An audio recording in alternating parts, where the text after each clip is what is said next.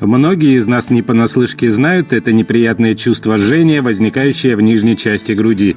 Сегодня мы поговорим о таком тревожном симптоме, как изжога. Здравствуйте, мои хорошие!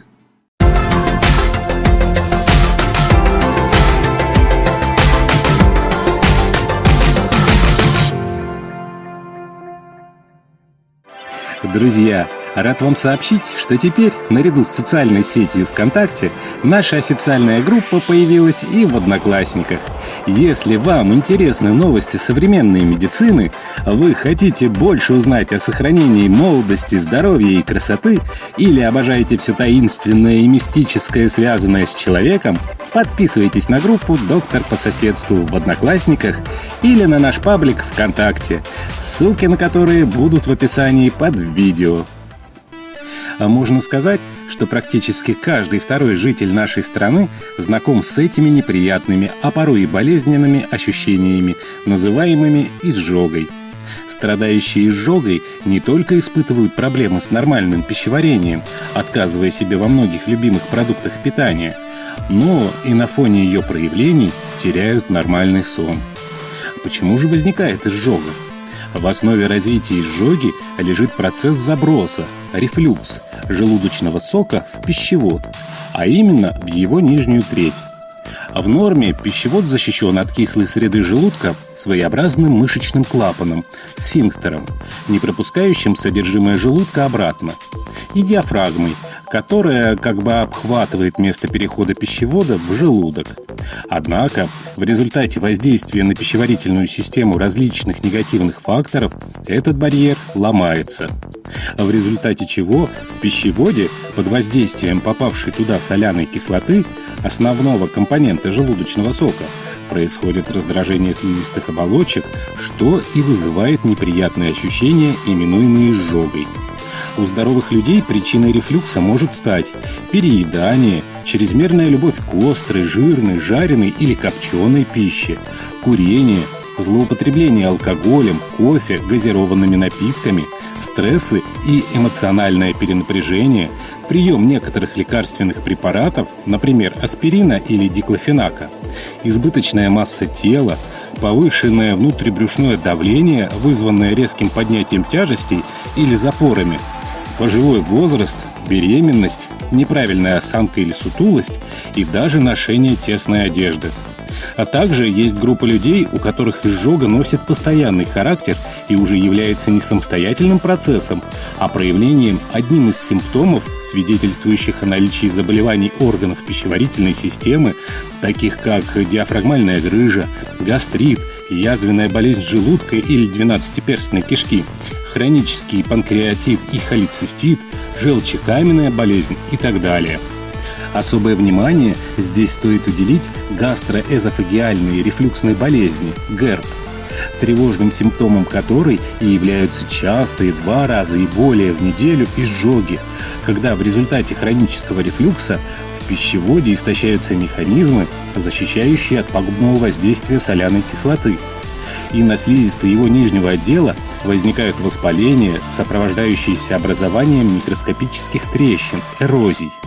Со временем эрозии усугубляются, переходя в язву пищевода, а это состояние, в свою очередь, уже грозит развитием очень тяжелых осложнений, кровотечениями, рубцовым сужением пищевода, предраковым состоянием, именуемым пищеводом Баррета, и непосредственно раком пищевода. Поэтому, если изжога вдруг стала вашим постоянным спутником, не поленитесь обратиться за квалифицированной медицинской помощью. Очень важно не запускать болезнь, борясь только с ее симптомами. В арсенале современной медицины существует достаточно средств, чтобы выявить причину возникновения этого недуга и помочь вашему организму справиться с ним. В каждом отдельном случае лечение изжоги будет варьироваться в зависимости от причин ее вызывающих. Однако существует ряд рекомендаций, которые будут полезны всем. Основное и главное правило при лечении изжоги – это изменение диеты и образа жизни. А раз и навсегда скажите «нет» сигаретам. Не злоупотребляйте спиртными напитками. Постарайтесь нормализовать свой вес. Принимайте пищу дробно, небольшими порциями по 4-5 раз в день. Исключите из рациона питания продукты, повышающие желудочную секрецию. Кофе, чай, газированные напитки, жирное, острое и кислое, бобовые, горох, фасоль и цитрусовые. Заведите себе за правило не ложиться после еды как минимум в течение получаса. Последний прием пищи должен быть за 2-3 часа до отхода ко сну. Обзаведитесь высокой подушкой, которая будет поддерживать вашу голову на расстоянии около 15 сантиметров от кровати. Откажитесь от тесной одежды и тугих поясов. Избегайте работы, связанной с поднятием тяжестей или перенапряжением брюшного пресса. Правильное медикаментозное лечение изжоги может назначить только врач, но существует ряд препаратов, которые следует отнести к средствам первой помощи при изжоге. Это антоциды и альгинаты. Механизм действия антоцидов основан на нейтрализации соляной кислоты в желудке. К ним относятся знакомые многим Маалокс, Альмагель, Ренни и так далее. В отличие от антоцидов, препараты из группы альгинатов не только нейтрализуют соляную кислоту, а еще и покрывают поверхность слизистой оболочки желудка защитной пленкой. Здесь можно выделить такие средства, как гивискон, ламиналь и альгинат кальция. Народная медицина также богата рецептами, которые могут помочь экстренно снять возникший приступ изжоги. В первую очередь, это знакомая всем нам столовая сода, которую по эффекту воздействия можно отнести к антоцидам. Конечно, сода помогает на какое-то время нейтрализовать соляную кислоту. Однако побочным продуктом, который образуется в ходе этой реакции, является углекислый газ, который повышает давление внутри желудка, что может спровоцировать не только повторную изжогу, но и вызвать желудочное кровотечение у страдающих язвенной болезнью желудка. Помимо этого, натрий, содержащийся в соде, всасываясь в кровоток, способен стать причиной обострения многих сердечно-сосудистых заболеваний. Отличным народным средством, помогающим справиться с изжогой, является овес. Прокипятите 1 столовую ложку овса в стакане воды и употребляйте 3 раза в день за полчаса до еды по 2 столовые ложки.